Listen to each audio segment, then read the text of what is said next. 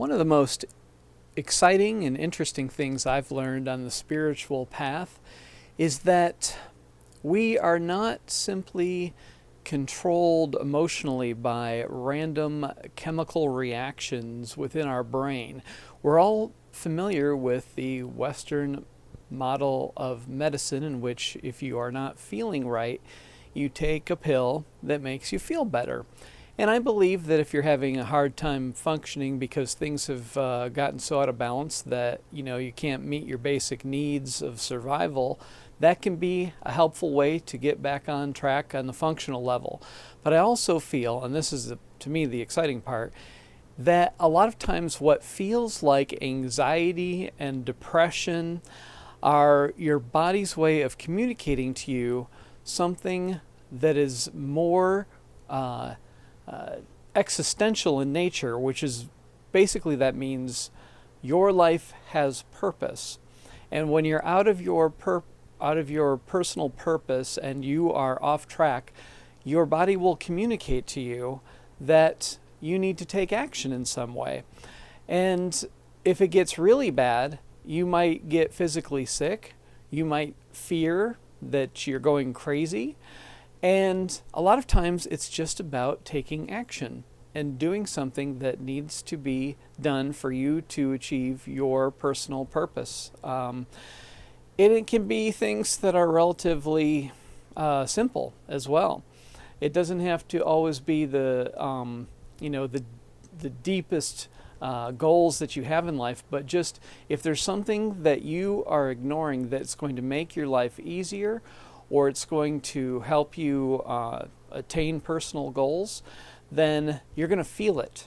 And when you take care of what needs to be taken care of through taking action, you're going to feel better almost immediately in many cases. So it could be that you need to reevaluate a relationship or relationships that you're in, romantic or friendship or family. It could be that you need to take another look at what you're doing for work, or things that need to be done for you to succeed more effectively in your work. It could be re-examining where you live and perhaps needing to move, or a living situation that you're in. There are so many different elements that are going to require change sometimes in life. And if we're resisting, then we're not going to necessarily be taking care of ourselves. And the ego can use spiritual concepts that are sometimes useful, such as stillness and meditation and so forth, to get you off track, your personal purpose, because we're in part going to benefit from stillness and self-reflection and a meditative state sometimes, perhaps, to clear things out and to get clarity. But we're also here to take action. There's a lot that needs to be done, both individually and as a species, for us to thrive.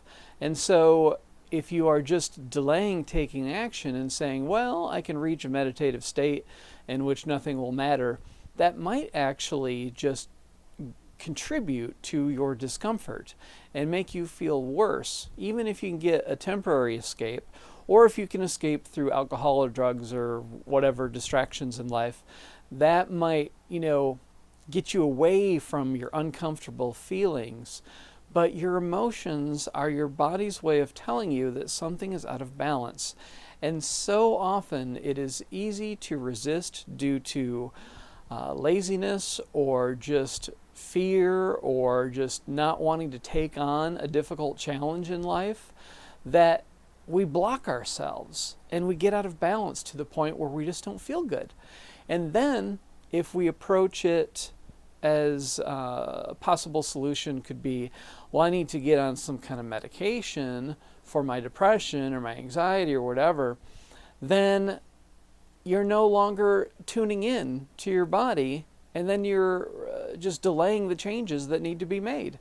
So by tuning in to what really needs to happen in your life, you will feel better naturally in a way that improves your life or the lives of others, by just listening.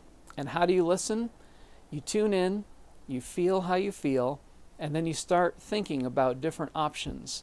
And when you tune into an option that is right for you in terms of choices that you need to make or action that you need to take, you will feel better thinking about it. Now, your mind might come in and say, oh, well, that's going to be difficult and what a hassle. I don't want to deal with that. I'm just going to go eat some food or, have a beer or whatever.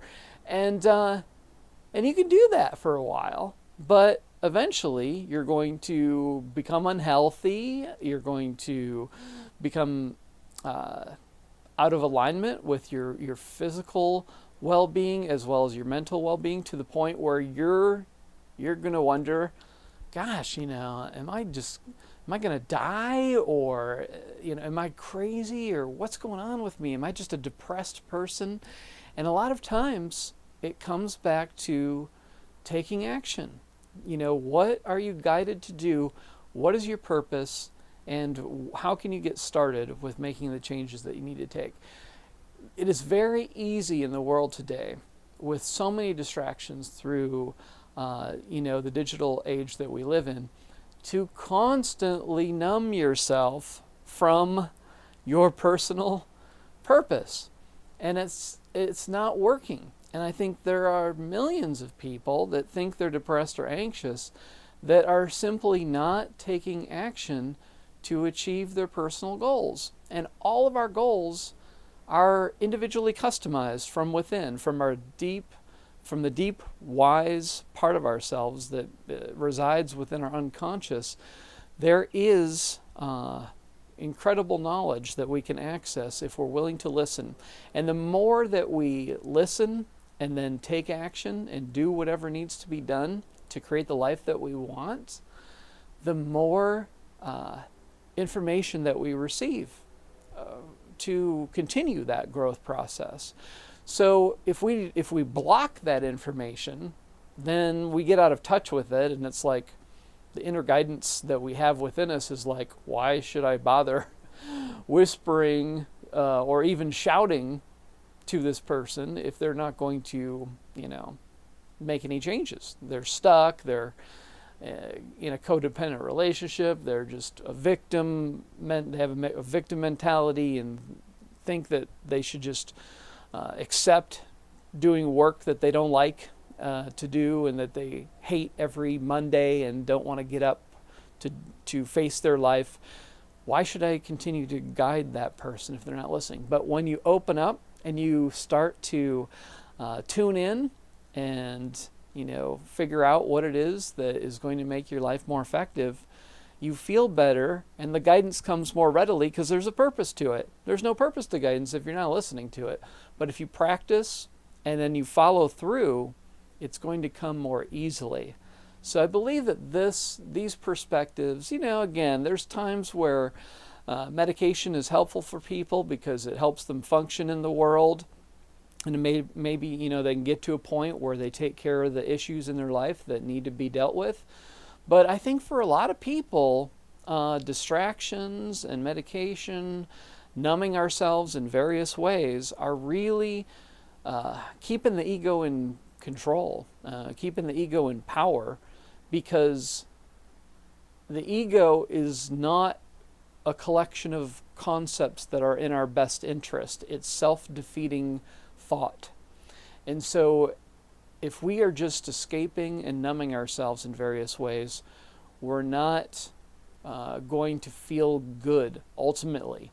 Even if we get brief releases from the pain, the suffering, the emotional discomfort that we carry with us, we're not going to feel in flow and just basically feel good until we do what we're here to do and can commit to do that on a daily basis. It's life is full of changes, and so we have to surrender to the fact it's never going to get to some static place in which everything is in order and everything is easy. Sometimes we're going to need to take action and not just be a human being, but be a human doing, and being aligned with right action and what is your purpose is a terrific feeling that really just naturally makes you feel better in life. So If these concepts apply to your experience and might help explain why you haven't been feeling good, then I encourage you to just, take the steps of tuning in, listening closely, and then follow through on the action that you feel is best aligned with what you're here to do and what's going to make your life most enjoyable. Thanks for listening.